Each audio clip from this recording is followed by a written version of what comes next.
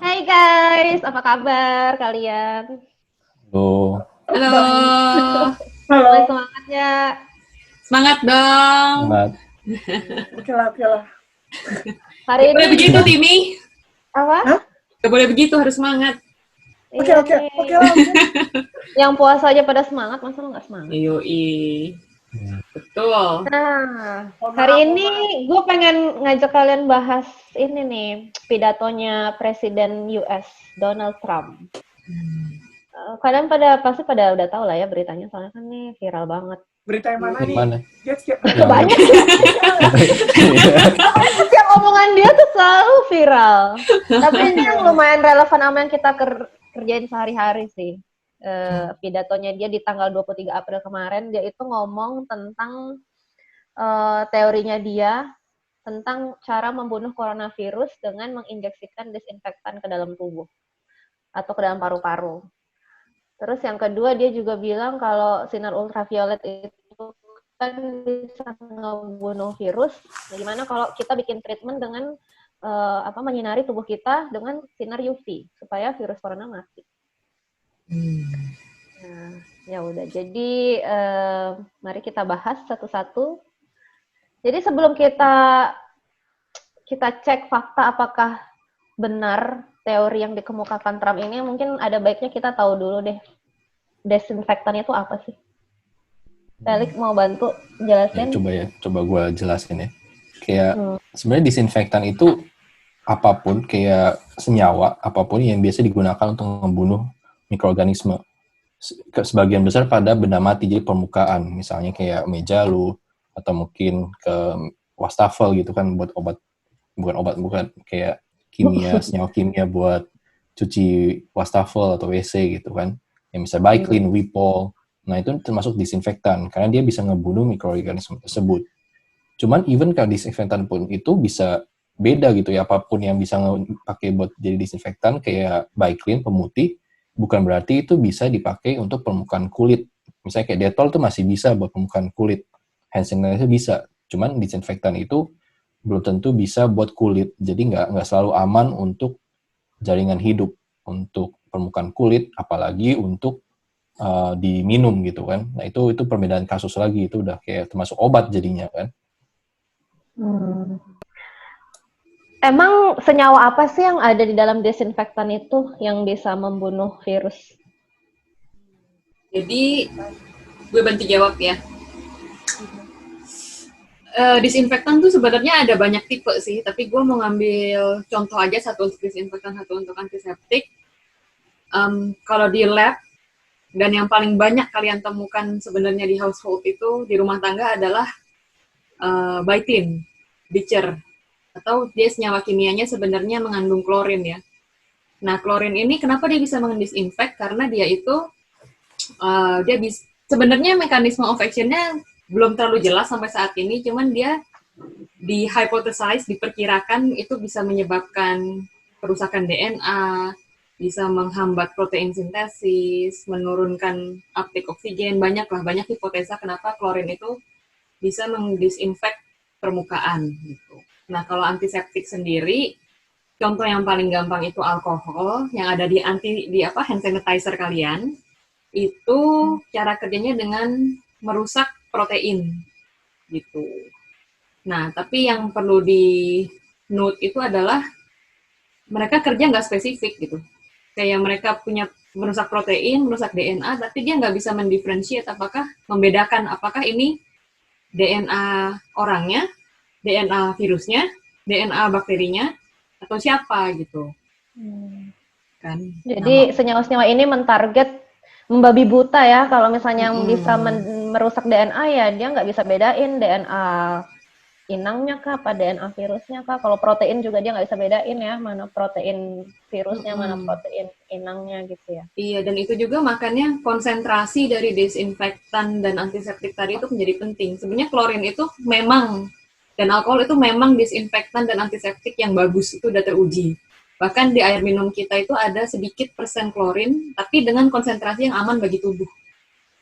Jadi tadi Ivana bilang kalau mode of action-nya itu alkohol dan klorin ini bisa membunuh virus dengan merusak DNA-nya atau merusak proteinnya. Nah, jadi kalau gitu bisa nggak sih Tim dipakai di tubuh kita? Tubuh kita kan juga ada DNA dan protein nih. Ya, of course not. Kecuali Gimana? kamu sudah jadi mayat. Udah gitu aja jawabannya. Oke. Jadi kalau di disinfektan itu hanya bisa digunakan kan tadi udah dijelaskan Ivan dan Feli kalau itu digunakan di permukaan ya, bukan untuk membunuh virus yang ada di dalam tubuh kita. Nah selain sudah gak efektif dan seperti yang Ivana bilang tadi harus spesifik. Nah kalau misalnya disinfektan dan juga antiseptik itu kan dia menggunakan ada dosis tertentu untuk membunuh virus, bakteri atau jamur atau patogen. Nah dosis ini ada nggak penelitian yang sudah menemukan dosis yang aman untuk tubuh kita? Sampai sekarang ini. Yang kalian baca ada nggak? Belum. Kalau gue sih belum ada, gue nggak pernah baca. Yang dosis aman yang bisa melindungi tubuh kita dan bisa membunuh kuman. Sebenarnya kalau secara umum banyak dosis-dosis untuk makanan dan minuman dan chemical yang disebut GRAS itu ya, generally regarded as safe. Tapi gue nggak pernah baca ada dosis yang udah melihat oke, ini aman untuk manusia, tapi ini bisa membunuh virus. Nah, itu karena belum ada, jadi kita nggak boleh bilang kalau disinfektan atau antiseptik itu boleh aja kita langsung apply ke dalam tubuh kita gitu loh. Sedang di luar tubuh aja dia ada side effect, apa pula lagi langsung ke dalam tubuh kita. Langsung kita bisa di-apply itu disinfektan seperti formalin. Kalian sudah jadi mayat. Apa sudah jadi bakso? Oke. Benar. Jadi bingung kan? Contoh misalnya kayak formalin tuh tadi kan si Timi bilang kayak kan kadang dipakai gitu kan buat misalnya buat sterilisasi ruangan gitu. Ruangan mau disterilisasi kasih formalin aja, itu mati semua kuman gitu kan. Tapi kan bukan berarti lu bisa masukin formalin itu ke bakso, terus lu makan, terus lu jadi kuat gitu kan daya tahan tubuhnya terhadap coronavirus. Atau... Jadi kayak gue bingung selama ini orang takut makan bakso, boraks, dan formalin. Gila, karena coronavirus ini, tukang bakso, boraks, dan formalin akan kembali mendapatkan pelanggannya nih kayaknya feeling gue. Iya. tinggal ini aja, tinggal bilang, oh formalin bisa bunuh coronavirus. Iya. Langsung tuh formalin laku. Tiba-tiba semua orang jual bakso. Iya. Gitu. Jadi kembali lagi, tadi contohnya nih, ada beberapa disinfektan seperti misalnya alkohol. Alkohol aja, kalau kita taruh di tangan kita aja, kita kadang bisa merasa tangan kita itu agak kering nggak? Di dalam disinfektan kita itu juga ditaruh sedikit gliserol di dalamnya untuk membuat tangan kita itu tidak terlalu kering. Karena pada saat kulit kita kering, itu akan menambah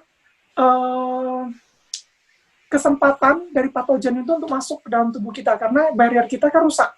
Oleh karena itu harus dikasih pelumas. Aduh, pelumas. Oke.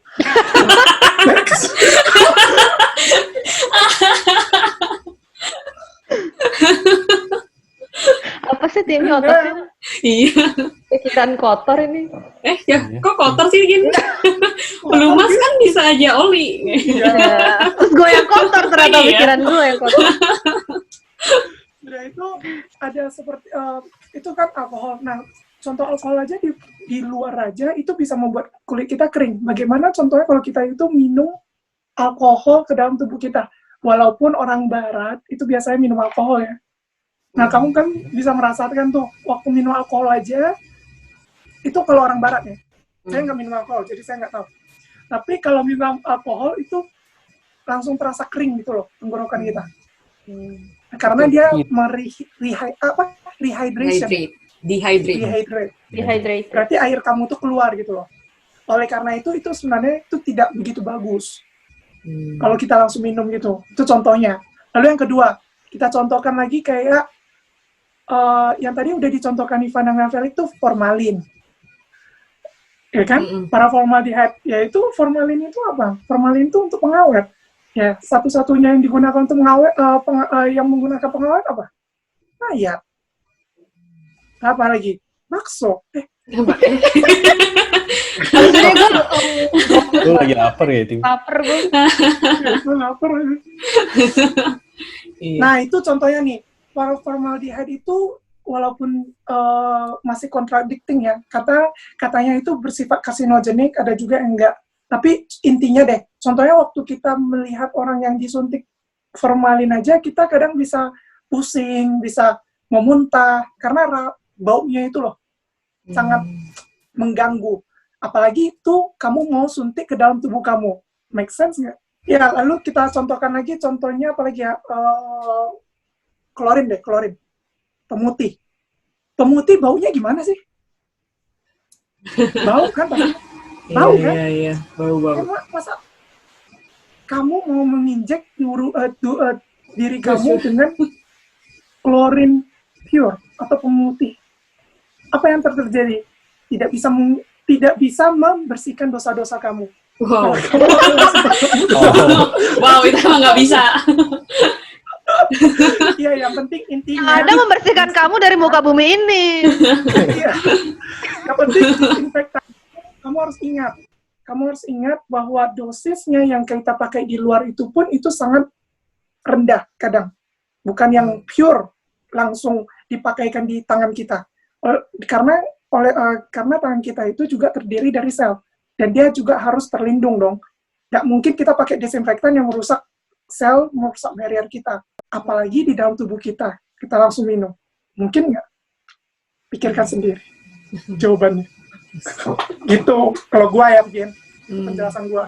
Dan sebenarnya kayak mendesain obat itu, apalagi ini kan infectious disease ya, sebenarnya ini disebabkan oleh agen luar gitu, bukan kerusakan pada sel kita gitu. Jadi virus dan ya, virus manusia kan beda ya. Iya, virus itu sangat berbeda dari manusia. Jadi sebenarnya banyak bagian dari virus yang bisa lu target untuk mode of action obat lu gitu. Jadi spesifik kayak lu mau bunuh ikan, lu nggak perlu ngebunuh ikan itu di laut, lu taruh aja di darat gitu kan. Nah sama kayak ini, virus itu sangat beda dengan manusia. Jadi sebenarnya banyak bagiannya yang bisa lu target dengan spesifik. Jadi lu bisa mengobati tanpa melukai diri lu sendiri gitu. Beda sama kanker. Kalau kanker kan defeknya di sel kita sendiri, makanya obat kanker itu dia menyerangnya baik yang healthy maupun yang sakit, yang cancerous gitu. Karena dia nggak bisa membedakan, karena itu sel kita juga. Lah kalau ini virus, kalau itu bakteri, kalau itu infectious disease lah, itu kan beda gitu loh. Jadi sebenarnya bisa mentarget sesuatu yang lebih spesifik daripada menggunakan antiseptik dan disinfektan yang spektrumnya tuh luas gitu. Dia bisa melukai semuanya. Oke, jadi gua sum aja ya. Jadi ini totally wrong ya, karena selain dia nggak efektif, karena tadi udah dibilang antiseptik atau disinfektan itu cuma dipakai untuk permukaan, ya, sedangkan virus itu kan ada di dalam tubuh, ada di dalam sel, itu belum tentu efektif, bisa virusnya bisa terekspos dengan senyawa-senyawa kimia itu. Dan yang kedua, senyawa kimia ini juga berbahaya. Berbahayanya kenapa? Ya tadi udah jelasin, bisa bikin iritasi, bisa merusak protein-protein di dalam tubuh kita dan lain sebagainya. Dan lebih baik menggunakan obat yang spesifik. Jangan mau membunuh virus tapi membunuh kitanya juga. Terus next ya, kita ke klaim yang kedua. Nah, di klaim yang kedua ini dia bilang kalau sinar UV itu kan bisa membunuh virus. Nah, gimana kalau kita bunuh virus di orang yang terinfeksi corona dengan menyinari orang ini dengan sinar UV? Gimana, Vel? Mantap. Coba dulu deh, lu jelasin dulu deh virus sinar UV itu bisa nggak sih bunuh virus corona sebenarnya? Dan kalau bisa tuh mekanisme gimana?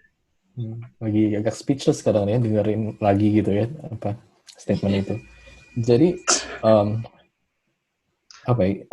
UV itu memang sebenarnya dipakai untuk proses sterilisasi sih di banyak tempat gitu kan. Itu mau di rumah sakit, mau di lab, kadang juga kalau misalnya buat air juga gitu kan, kadang di airnya ada satu tabung misalnya dialirin melalui sinar UV gitu buat mensterilisasi airnya, atau macam-macam lah fungsi UV itu buat sterilisasi.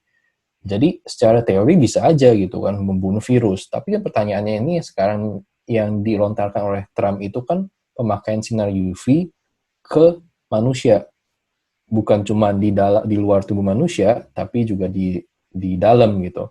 Nah sebelumnya kita mungkin bisa bahas juga terkait dengan UV-nya ini sendiri. UV itu ada macam-macam berdasarkan panjang gelombangnya. Ada yang A, B, dan C. Jadi A itu yang paling panjang, C itu yang paling pendek. Nah, kalau misalnya kita lihat di apa ya, kayak tabir surya gitu kan, tabir surya. Iya, Iya benar. Iya, tabir surya. Ya. Gue lupa tabir surya. Ya, tabir surya kan kayak ada tulisan gitu, misalnya buat UVA dan UVB. Kenapa itu memprotek kita sebagai UVA atau UVB? Karena UVA UVB itu bisa, in general lah, UV itu bisa merusak DNA sel-sel. Nah, prosesnya itu kayak, jadi dia bakal hancur dan bisa jadi ada mutasi-mutasi. Nah, ketika mutasi ini banyak, ya lama-lama sel itu nggak bisa bekerja. Nah, oleh karena itu kan kita pakai tabir surya yang bisa berjemur. Di saat yang sama juga, terutama kalau misalnya untuk proses sterilisasi terhadap kuman, terhadap bakteri atau virus, itu kadang dipakai UVC, sekitar panjang gelombangnya 254 nanometer. Nah, ini yang biasanya dipakai untuk ngebunuh kuman tersebut. Nah, untuk manusia tapi itu nggak pernah dipakai gitu, nggak pernah kayak, oh ya ini ada, misalnya kayak kita kerja di lab itu ada mana BSC gitu kan, ada UV-nya, nggak pernah kita buka UV-nya terus kita taruh aja tangan kita buat kita, oh ini kotor nih tangannya, kita taruh di situ kan nggak mungkin. Wah, ide banget ya. Yang ada lo harus matiin UV-nya dulu ya sebelum lo masuk. Iya. Ini juga malah itu ada juga, ya udah ke wastafel aja cuci tangan gitu, selesai. Tapi kalau untuk ini jadi, tapi memang ada recently ada beberapa perkembangan teknologi dan ada riset juga menyatakan bahwa beberapa jenis UV tertentu, far UVC namanya, itu sekitar 200 sampai 220 nanometer panjang gelombangnya, itu bisa tetap membunuh bakteri dan virus tapi aman buat manusia. Nah, penggunaannya sendiri kayak masih belum benar-benar worldwide ya. Jadi kayak masih ada, mungkin mesti benar-benar diteliti ulang apakah benar-benar aman terhadap manusia. Jadi memang ada teknologi baru tersebut. Tapi balik lagi, itu biasanya dipakai misalnya buat ruangan gitu kan, kayak buat sterilisasi ruangan tapi manusianya aman gitu. Bukan berarti dipakai misalnya, balik lagi sih sebenarnya kayak dulu kayak kita pernah bahas juga gitu, bahwa namanya kita sterilisasi kulit, bukan berarti kan virus kan memang ada di kulit, ada kadang mungkin orang batuk ada di kulit kita, tapi juga banyak kan virus kan di dalam gitu kan. Kalau tujuan yang ngebunuh virus yang ada di badan kita di luar, di permukaan, kenapa nggak mandi aja dan cuci tangan ya? Ngapain sampai lo harus menyinari lo dan kena resiko kanker gitu, ya nggak sih? Dan lagian virus itu kan ada di dalam tubuh lo, di dalam sel lo gitu. Gimana caranya tuh sinar bisa penetrasi ke dalam ya? Iya, untuk kasus COVID ini kan dia menyerang sistem pernafasan ya. Gue agak nggak kebayang sih. Jadi lu mau bunuh dengan UV. How? Ya nggak sih, lu masukin lampu UV dari hidung kah? Dari tenggorokan kah? Gue agak bingung gitu ngebayanginnya gitu. Ya biar kamu tuh kalau misalnya di ruangan gelap itu bisa bersinar. Wow. Jadi kunang-kunang. Ngebayanginnya invasif ya gitu, kayak kalau ke THT aja dimasukin gitu kan. Sakit ya? Iya, terus ini lo mau meng-UV, gue gak kebayang sih gimana caranya ya. Tapi mungkin kalau misalnya presiden, maksudnya si Trump ngomong kayak gitu, mungkin dia bisa mencontohkan ya. Kita lihat gimana botolnya gitu, masukkan, disuntik. Iya. Terus selain menyinari tubuh kita itu nggak efektif ya, karena virusnya juga ada di dalam dan susah juga ya masukin ini sinarnya ke dalam sel gitu. Ada dampak lain nggak sih? Apakah dampaknya ini seberbahaya memasukkan desinfektan tadi ke dalam tubuh?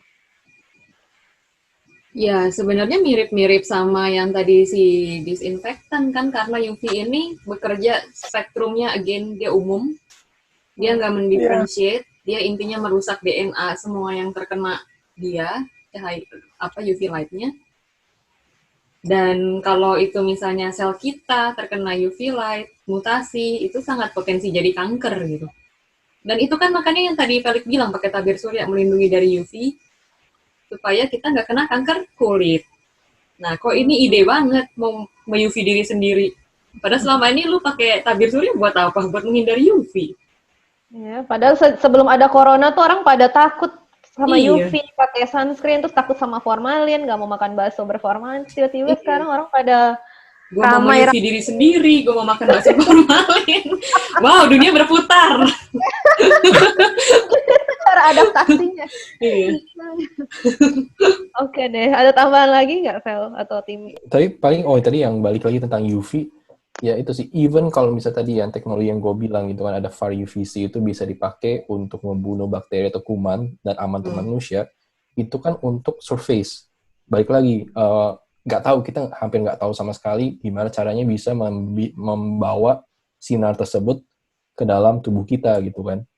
Dan gue rasa sih kayak buat proses meneliti itu bakal jauh lebih lama daripada bikin obat atau vaksin sih. Itu kayak bisa bertahun-tahun gitu kan buat bisa benar-benar tahu bahwa itu aman. Iya, dan Kecuali menciptakan teknologi untuk memasukkan UV ke saluran pernapasan lu ya. Itu juga PR-nya tuh. Dan bukan cuman napasan sebenarnya kan, kayak Trump juga ada sempat ngomong kayak sampai ke paru-paru malah. Wah, itu sih. Iya, Itu pernapasan ngide banget. Iya, sampai bisa sampai Cuman paru-paru bagian sih. atas ya, saluran pernapasan bawah Iya. juga. Iya, kayak yang menang punya metode buat masukin itu aja udah bisa menang ini deh, Nobel penghargaan banyak deh. Gak usah ada UV-nya. Buat aman aja. Gitu kan. Harusnya kalau memang itu bisa dipakai dari dulu kali ya, udah. Kan maksudnya ini bukan sesuatu yang baru gitu loh, UV atau desinfektan tuh bisa membunuh kuman. Itu bukan sesuatu yang baru ya. Iya. Oke deh, kalau nggak ada tambahan lagi kita tutup aja. Jadi guys, jangan sekali-sekali meminum atau menelan desinfektan ya, karena kalau kalian bingung lihat aja di labelnya itu kan pasti selalu tertulis ya tidak untuk diminum atau apa ya biasanya tulisannya. Iya. Nggak sih, karena gue nggak pernah niat minum juga sih, jadi gue nggak pernah pernah, tapi pasti ada Betul. warningnya lah. Tidak di untuk label. diminum. Tidak untuk Jauhkan diminum. dari jangkauan anak-anak. Iya. Berarti orang dewasa Berarti boleh. Boleh. Tapi yang bukan mau buat menghapus diminum. dosanya mungkin bisa. Iya. Ya, sama UV juga. Jadi jangan sekali-sekali. Apalagi kalau misalnya kalian aja tuh keluar harus pakai sunscreen kalau mau berjemur di pantai, masa kalian mau sih menyinari diri kalian sendiri sama pakai UV. Jadi intinya kalau mau mencari treatment itu harus treatment yang spesifik, guys. Jangan sampai treatment itu universal, bisa membunuh virus tapi ngebunuh kitanya juga. Oke. Jadi Oke. mungkin tambahin sekali terakhir, kalau misalnya ada treatment, bisa dengerin ke dokter, pakar kesehatan, bukan ke influencer maupun politician. Iya. Yeay. Oke. Tutup. Oh iya, tutup. Oke deh guys, berhubung udah malam kayaknya di New Zealand Iya. dan gue juga udah lapar. Mari kita tutup sampai di sini. Stay safe, stay healthy. Bye Be bye. kind. Belum. Apa-apa? Jangan lupa subscribe. Oh iya. Oke, bye bye. Bye.